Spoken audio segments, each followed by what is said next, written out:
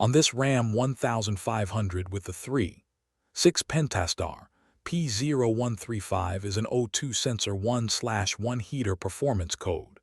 In plain terms, the PCM may not be seeing the upstream oxygen sensor heater respond the way it expects. The MIL may be on, and the truck may still drive normally, but heater performance can affect how quickly the sensor becomes useful. The broad areas we're thinking about are a possible heater control circuit issue, a possible heater ground issue, the sensor heater itself, connector problems, or only after the circuit and sensor checks pass, a possible PCM issue. This is a command versus response style electrical diagnosis. The running conditions are monitor gates, so use the captured operating conditions to help reproduce the fault instead of chasing it cold. This monitor runs continuously with the engine running when battery voltage between 11.0 and 15.75 volts, no ambient air temperature sensor faults are set, and one of the temperature gates is met. Those gates include engine coolant temperature at startup is above 7 degrees C 44.6 degrees F. Ambient temperature is above 7 degrees C 44.6 degrees F. The difference between coolant temperature and ambient temperature is greater than 9 degrees C 16.2 degrees F at engine start, or the O2 sensor heater temperature is greater than 401 degrees C 753.8 degrees F for more than 20.0 seconds.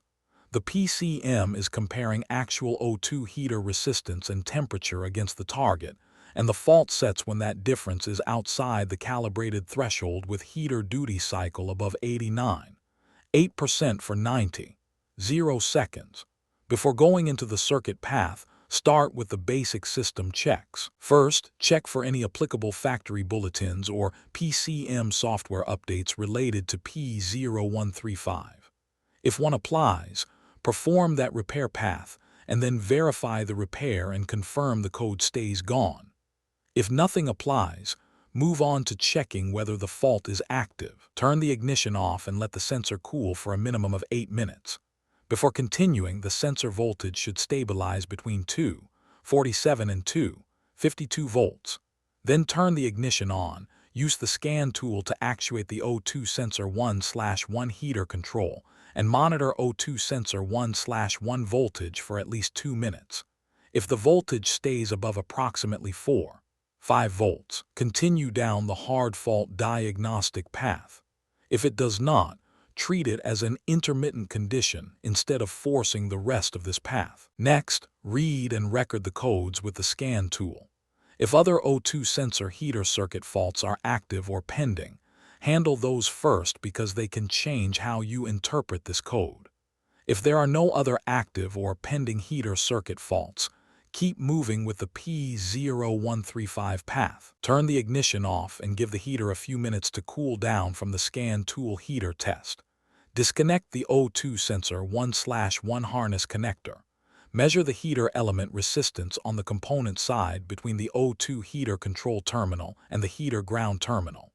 If possible, make the measurement at approximately 20 degrees C, 68 degrees F. If the sensor is clearly warmer or cooler than that, use the temperature-based range. At 0 degrees C, 32 degrees F, the range is 3.142 ohms. At 20 degrees C, 68 degrees F, the range is 3.344 ohms. And at 100 degrees C, 212 degrees F, the range is 3.855 ohms. The maximum allowable resistance would be 12.5 ohms at 1000 degrees C. If the resistance is in range, continue to circuit load testing. If it is not in range, verify good pentaterminal contact at the O2 sensor and PCM harness connectors. If no connector problem is found, replace the O2 sensor, then verify the repair and confirm the code stays gone. Now isolate and load test the O2 sensor 1/1K99 heater control circuit for high resistance. Keep the ignition off for this load test. Disconnect the ECU and every component harness connector that contains the circuit being tested. Do not load test with components still connected, and do not use this load test method on airbag or restraint circuits. Also, Do not probe PCM harness connectors directly. If a PCM connector terminal must be checked, use the GPEC diagnostic adapter 10436. For the load test, connect the positive lead of the load test tool to battery positive. Use an approved back probe tool to connect the negative lead to the circuit at one component harness connector. At the other component harness connector, use an approved back probe tool and a fused jumper wire to connect that circuit to battery negative or a known good ground. There should be no continuity between ground and the circuit being tested. The bulb should be illuminated and bright, and it should compare closely to a direct battery connection. A 3156 bulb has approximately 6.0 ohms of resistance when powered and draws approximately 2.0 amps. A 12-volt test light can be substituted, but high-impedance test lights that draw less than 0.1 amps are not reliable for load testing. The tool should draw more than approximately 0.75 amps. As a voltage drop comparison, 2.0 ohms of resistance in the circuit being tested will make the bulb voltage 25% less than battery voltage, because that 2.0 ohms becomes 25% of the total circuit resistance of 8.0 ohms. Also remember the GPEC diagnostic adapter can add up to 1.5 ohms of resistance. If the bulb is bright, continue. If it is not bright, repair the heater control circuit for an open or high resistance. Then verify the repair and confirm the code stays gone. If the heater control circuit passes, perform the same isolated ignition off load test on the Z933 ground circuit. You are still looking for a bulb that is illuminated and bright compared to a direct battery connection. If the bulb is bright, the ground circuit passes and you move on. If it is not bright, repair the ground circuit for an open or high resistance. Then verify the repair and confirm the code stays gone. If both circuit load tests pass, go after connection quality. Disconnect all PCM harness connectors, any related inline connectors if equipped, and the related component connectors.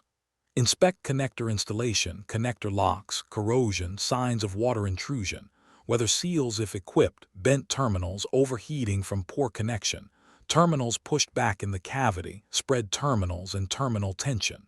Repair any conditions you find. Then reconnect the PCM connectors, inline connectors if equipped, and component connectors, making sure everything is fully seated and the locks are fully engaged. Erase the codes, test drive or operate the vehicle under the same kind of operating conditions that let the monitor run and set the fault. Then read the codes again. If P0135 returns after the sensor and circuit checks have passed, replace and program the PCM. Then verify the repair and confirm the code stays gone.